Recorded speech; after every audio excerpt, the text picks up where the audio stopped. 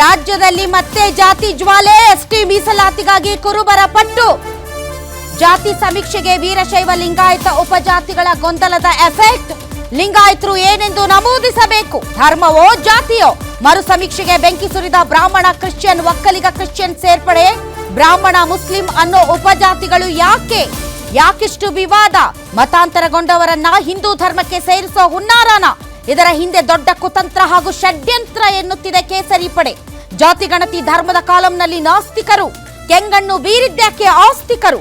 ಹಿಂದಿನ ಸಮೀಕ್ಷೆಯಲ್ಲಿ 65 ಲಕ್ಷಕ್ಕೂ ಅಧಿಕ ಜನರಿರುವ ಲಿಂಗಾಯತರು ಈ ಬಾರಿಯ ಗಣತಿಯಲ್ಲಿ ಏನೊಂದು ನಮೂದಿಸಬೇಕು ಎಂಬುದೇ ಗೊಂದಲ. ಧರ್ಮದ ಕಾಲಂನಲ್ಲಿ ವೀರಶೈವ ಲಿಂಗಾಯತ ನಮೂದಿಸಲು ಸೂಚನೆ. ಅಖಿಲ ಭಾರತ ವೀರಶೈವ ಲಿಂಗಾಯತ ಮಹಾಸಭೆ ನಿರ್ಣಯ. ಸ್ವಜಾತಿಯವರಿಗೆ ಲಾಭ ಮಾಡಿಕೊಡಲು ಮುಂದಾದ್ರ ಸಿದ್ದರಾಮಯ್ಯ. ಸರ್ಕಾರದ ನಡೆಗೆ ವಿಪಕ್ಷಗಳ ಆಕ್ರೋಶ. ಜೋರಾಯಿತು ಜಾತಿ ಸಂಘರ್ಷ.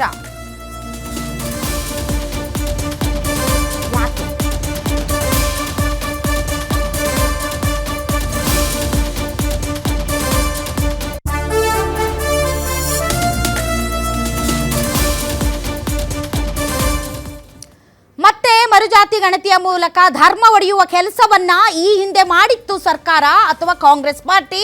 ಈಗ ಮತ್ತೆ ಧರ್ಮ ಒಡೆಯುವ ಕೆಲಸವನ್ನ ಮಾಡ್ತಾ ಇದೆ. ಸಿದ್ದರಾಮಯ್ಯನವರು ಆಧುನಿಕ ಟಿಪ್ಪು ಸುಲ್ತಾನ್, ಮುಸಲ್ಮಾನರ ಸಂಖ್ಯೆಯನ್ನ ಹೆಚ್ಚು ಮಾಡೋದಕ್ಕೆ ಹುನ್ನಾರವನ್ನ ಮಾಡ್ಕೊಂಡಿದ್ದಾರೆ ಅಂತ ವಿಪಕ್ಷಗಳು. ನಾವು ಯಾವ ಧರ್ಮವನ್ನು ಒಡೆಯುವ ಕೆಲಸ ಮಾಡ್ತಾ ಇಲ್ಲ, ನೀವೇ ಹೇಳಿದ್ರಿ ಪಾರದರ್ಶಕವಾದಂತಹ ವೈಜ್ಞಾನಿಕವಾದಂತಹ ಸರ್ವೆ ಮಾಡಿ ಅಂತ, ಹಾಗಾಗಿ ಮಾಡ್ತಾ ಇದ್ದೀವಿ. ಮಾಡಿದಾಗ್ಲೂ ವಿರೋಧ, ಮಾಡಬೇಕಂತ ಇರುವಾಗಲೂ ವಿರೋಧ. ಏನು ನಿಮ್ಮ ಒಂದು ನಡೆ ಅನ್ನೋದೇ ಅರ್ಥ ಆಗ್ತಾ ಇಲ್ಲ ಅಂತ ಕಾಂಗ್ರೆಸ್ ಹೇಳ್ತಾ ಇದೆ. ಹಾಗಾದ್ರೆ ಮರು ಜಾತಿ ಗಣತಿಗೆ ಸಂಬಂಧಪಟ್ಟಂತೆ ಇದು ಜಾತಿ ಗಣತಿ ಅಲ್ಲ ಅಂತ ಅವ್ರು ಹೇಳ್ತಾರೆ. ಇದು ಸಾಮಾಜಿಕ, ಶೈಕ್ಷಣಿಕ ಮತ್ತು ಆರ್ಥಿಕ ಸಮೀಕ್ಷೆ ಅಂತ. ಬಟ್ ಡೆಫಿನೆಟ್ಲಿ ಇದು ಜಾತಿ ಗಣತಿನೇ, ಇನ್ಕ್ಲೂಡಿಂಗ್ ಸಮೀಕ್ಷೆ. ಹಾಗಾದ್ರೆ ಬನ್ನಿ ವಿಪಕ್ಷಗಳು ಮತ್ತು ಸ್ವಪಕ್ಷೀಯರು ಏನು ಹೇಳಿದ್ದಾರೆ ಅನ್ನೋದನ್ನ ನೋಡೋಣ. ಸಿದ್ದರಾಮಯ್ಯನವರು ಹಿಂದೆ ಮುಖ್ಯಮಂತ್ರಿಗಳು ಆಗಿದ್ದಾಗೂ ಸಹ ವೀರಶೈವ ಲಿಂಗಾಯತ ಪ್ರತ್ಯೇಕ ಧರ್ಮ ಅಂತೇಳಿ ಅವತ್ತು ಕೂಡ ಸಮಾಜವನ್ನ ಒಡೆಯುವಂತ ದುಸ್ಸಾಹಸಕ್ಕೆ ಕೈ ಹಾಕಿದ್ರು. ಅವಾಗ್ಲೂ ಕೂಡ ಕೈ ಸುಟ್ಕೊಂಡಿದ್ರು. ಆದ್ರೆ ಇವತ್ತು ಹೊಸ ರೂಪವನ್ನ ಕೊಟ್ಟು ಇವತ್ತು ಜಾತಿ ಜನಗಣತಿ ನೆಪದಲ್ಲಿ ಸಾಮಾಜಿಕ, ಆರ್ಥಿಕ, ಶೈಕ್ಷಣಿಕ ಒಂದು ಸರ್ವೆ ಮಾಡ್ತೇವೆ ಅಂತ ಹೇಳಿ ಮತ್ತೊಮ್ಮೆ ಇವತ್ತು ವೀರಶೈವ ಲಿಂಗಾಯತ ಸಮಾಜವನ್ನ ಒಡಿತಕ್ಕಂತ ಒಂದು ದುಸ್ಸಾಹಸಕ್ಕೆ ಇವತ್ತು ಕೈ ಹಾಕಿದ್ದಾರೆ ಅನ್ನೋದ್ರಲ್ಲಿ ಯಾವುದೇ ಅನುಮಾನಗಳಿಲ್ಲ. ಕರ್ನಾಟಕ ರಾಜ್ಯದಲ್ಲಿ ಸಿದ್ದರಾಮಯ್ಯ ಸರ್ಕಾರದ್ದು ಉದ್ದೇಶನೇ ಹಿಂದೂಗಳ ಸಂಖ್ಯೆ ಕಡಿಮೆ ಮಾಡಬೇಕು, ಕ್ರಿಶ್ಚಿಯನ್ರು ಮತ್ತು ಮುಸ್ಲಿಮರ ಸಂಖ್ಯೆನ ಹೆಚ್ಚು ಮಾಡಬೇಕು ಅನ್ನುವಂಥ ಸ್ಪಷ್ಟವಾಗಿರೋ ಉದ್ದೇಶ ನಮ್ಮ ಆಧುನಿಕ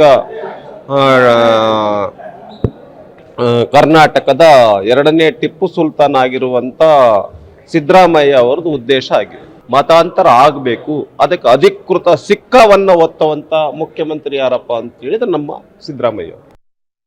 ಮನೆ ಮನೆಗೆ ಹೋಗುವುದಕ್ಕೆ 1.5 ಕೋಟಿ ಮನೆಗಳಿಗೆ ಭೇಟಿ ಕೊಡುವಂತ ಕಾರ್ಯಕ್ರಮ ಇದು ಕಾನೂನು ವಿರುದ್ಧವಾಗಿದೆ, ಸೆನ್ಸಸ್ ಆಕ್ಟ್ ವಿರುದ್ಧವಾಗಿದೆ.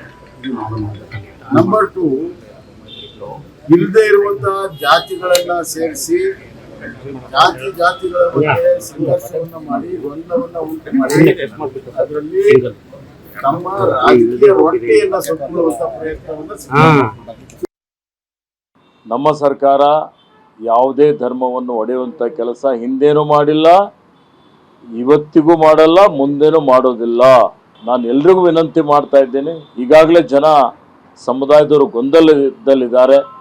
ಇನ್ನು ಹೆಚ್ಚಿನ ಗೊಂದಲ ನಿರ್ಮಾಣ ಮಾಡುವಂಥದ್ದು ಅವಶ್ಯಕತೆ ಇಲ್ಲ.